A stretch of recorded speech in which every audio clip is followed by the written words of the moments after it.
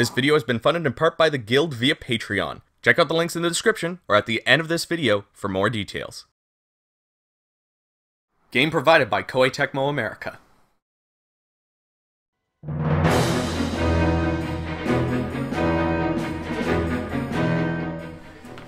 Hello everyone, my name is Gildart and welcome back to another Pros vs. Cons mini-review.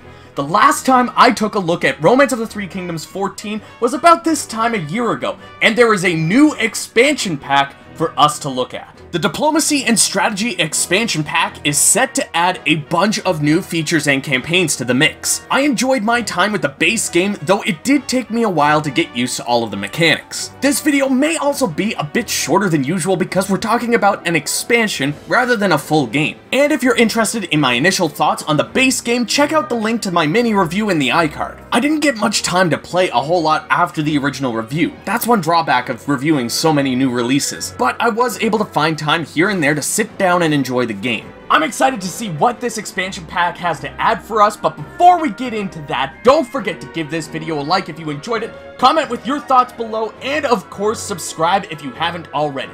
Alright, ready, set, pros! Alright, let's start off with some of the quick and easy points of this expansion. First off, there's a lot of new options that can be used to take advantage in your campaigns. While making alliances, you can offer up land as bargaining chips to entice another army to be friendly with you. If you're running short on supplies or gold, but you have a lot of expendable land, this can be very useful. You can also build friendships with foreign tribes like the Xianbei, Wuhuan, Qiang, Shangyue, and Nanman. You can also take these areas over and hire their warriors. Their areas have special geographical advantages, but be careful, not all of these factions are friendly with each other. So if you get really close with one, the other won't be too happy. But if you get close enough, they might assist you in battle. But all areas have the geographical advantages that I mentioned before, and they can benefit your clan. But the only way that you can trade and build relations with these foreign tribes is by having the area with the geographical advantage to do so. For example, in order to interact with the Wuhuan, you must control Yo province. In order to interact with the Xianbei, you must control Bing province. There are other great advantages out there which makes each playthrough interesting because you start off with a different buff each time. That brings me to another positive point, though I would have expected it anyways. You can now use all of these updates in the base game scenarios. One cool thing is the new feature of being able to trade with Eurasian empires like Rome, Parthia, Kushan, and India. Again, in order to trade with these empires, you have to control the proper areas. Sometimes trading with these empires gives you items that can be helpful in your path to conquest. Another thing that I expected to get out of this expansion was new scenarios. You can tell which scenarios were added by the Diplomacy and Strategy expansion pack by the EP next to their name. Anything that's outside of both the base game and the expansion pack will show up as DLC, some of which are fictional scenarios. But what I liked most that was added is the War Chronicle mode. These are shorter scenarios where you choose one of a small handful of armies with a singular goal to achieve within a specific time period. I went into the coalition against Dong Zhuo as Yuan Shao's army, and I was met with some challenges. Dong Zhuo went straight to attacking me. Maybe it would have been better if I picked the other side, but I ain't playing as the embodiment of every ugly bastard in hentai. What I'm trying to say is that these are great little challenges when you want to get some quick satisfaction. Some options are even taken away from you so you can't enact plots or employ new people. You are given an army and told to win.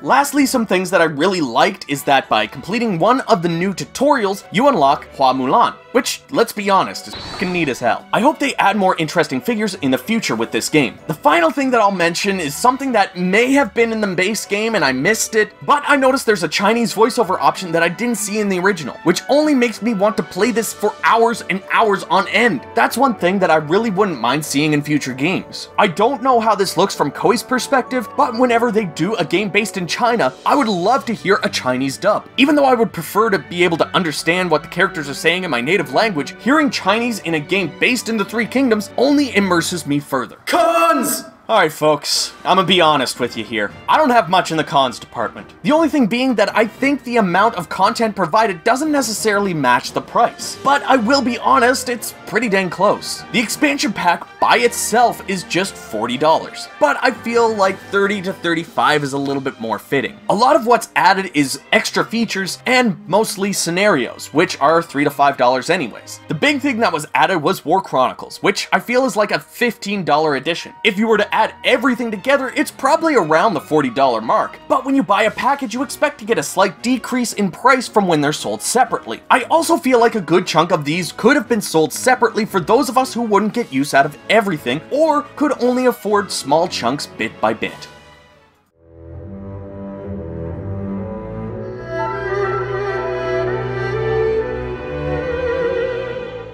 In the end, I don't have a whole lot of bad to say about this expansion. It adds a lot to a game that didn't really need more stuff added to it, but I appreciate all of the additional features, scenarios, and especially appreciate War Chronicle mode. As someone who rarely has time to devote solely to one game, even if I fail, it's a fun time to try against these challenges. I started one of the new scenarios added in the expansion and loved my time playing that as well. So without a doubt, the Romance of the Three Kingdoms 14 Diplomacy and Strategy expansion pack gets a thumbs up from me. Even though I wish the price was a little bit lower for those of us who own the base game, it's not a terrible price by any means. Just something I feel would be nice. I still enjoyed the game and the time I spent with it, and I'm gonna make an actual effort to play this game more so I can win some of those War Chronicle mode scenarios.